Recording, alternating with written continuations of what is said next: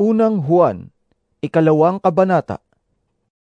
Mga anak, isinusulat ko ito sa inyo upang huwag kayong magkasala. Ngunit kung magkasala ang sinuman, may tagapagtanggol tayo sa Ama, si Jesucristo ang matuwid. Si Kristo ang handog sa ikapagpapatawad ng mga kasalanan, hindi lamang ang ating mga kasalanan, kundi maging ang kasalanan ng lahat ng tao. Nakakatiyak tayong nakikilala natin ang Diyos kung sinusunod natin ang kanyang mga utos. Ang nagsasabing, nakikilala ko siya, ngunit hindi naman sumusunod sa kanyang mga utos, ay sinungaling at wala sa kanya ang katotohanan. Ngunit ang tumutupad sa salita ng Diyos ay umiibig ng wagas sa Diyos. Sa ganito, nalalaman natin na tayo'y talagang nasa Kanya. Sino mang nagsasabing nananatili siya sa Diyos ay dapat mamuhay tulad ng pamumuhay ni Jesucristo. Mga minamahal, hindi isang bagong utos ang isinusulat ko sa inyo, kundi ang dating utos na nasa inyo sa simula pa. Ito'y ang mensaheng narinig na ninyo.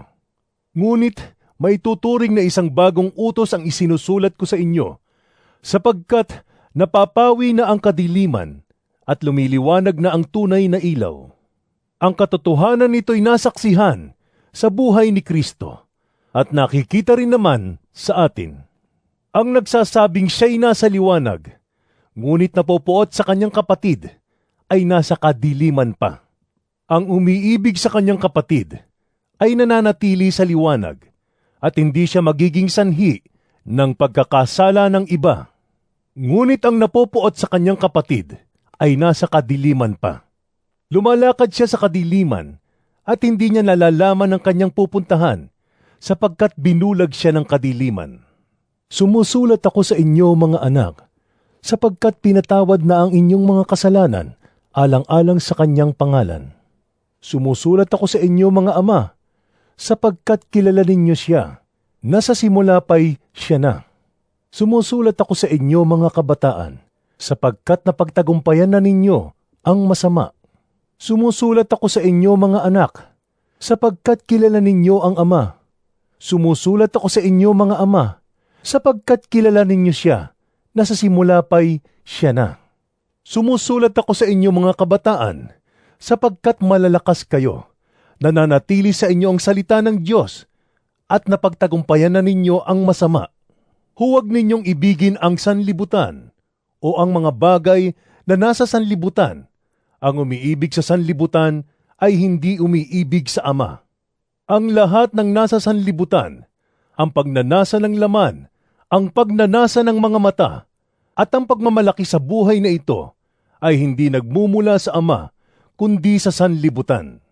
Mawawala ang sanlibutan, at ang lahat ng mga bagay na pinagnanasaan ng mga tao. Ngunit ang mga sumusunod sa kalooban ng Diyos ay mabubuhay magpakailanman. Mga anak, ito na ang huling panahon. Tulad ng inyong narinig, darating ang kaaway ni Kristo. Ngayon nga'y marami nang lumilitaw na mga kaaway ni Kristo. Kaya't alam nating malapit na ang wakas. Kahit na sila'y mga dati nating kasamahan, ang mga taong iyon ay hindi natin tunay na kasama, sapagkat kung sila'y tunay na atin, nanatili sana silang kasama natin. Ngunit umalis sila upang maging maliwanag na silang lahat ay hindi tunay na kasama natin. Ngunit ipinagkaloob na sa inyo ang Espiritu Santo, at dahil dito, alam na ninyo ang buong katotohanan. Sumusulat ako sa inyo, hindi dahil sa hindi ninyo alam ang katotohanan, kundi dahil alam na ninyo ito, at alam din ninyong walang kasinungalingang nagmumula sa katotohanan. Sino nga ba ang sinungaling? Hindi ba't siya na nagsasabing si Jesus ay hindi ang Kristo? Ang mga nagsasabi nito ay kaaway ni Kristo. Hindi nila pinaniniwalaan ang Ama at ang Anak. Ang hindi kumikilala sa Anak ay hindi rin kumikilala sa Ama. Ang kumikilala sa Anak ay kumikilala rin sa Ama. Pakaingatan ninyo sa inyong puso ang narinig ninyo sa simula pa. Kung gagawin ninyo ito, mananatili kayo sa Anak at sa Ama. At ito naman ang ipinangako sa atin ni Kristo, ang buhay na walang hanggan. Isinusulat ko sa inyo ito upang bigyan kayo ng babala laban sa mga taong nagnanais na iligaw kayo. Gayunpaman, ang Espiritu'y ipinagkaloob na ni Kristo sa inyo, at habang ang Espiritu'y nananatili sa inyo, hindi ninyo kakailanganing turuan pa kayo ng iba. Ang Espiritu ang nagtuturo sa inyo tungkol sa lahat ng bagay. Lahat ng itinuturo niya ay totoo at walang bahid ng kasinungalingan. At tulad ng itinuro ng Espiritu, manatili kayo kay Kristo. Kaya nga mga anak, manatili kayo sa Kanya upang maging panatag ang ating loob sa muling pagparito niya, at nang hindi tayo mahiya sa Kanya sa araw na iyon. Kung alam ninyong si Kristo'y masunurin sa kalooban ng Diyos, dapat din ninyong malaman na ang bawat sumusunod sa kalooban ng Diyos ay anak ng Diyos.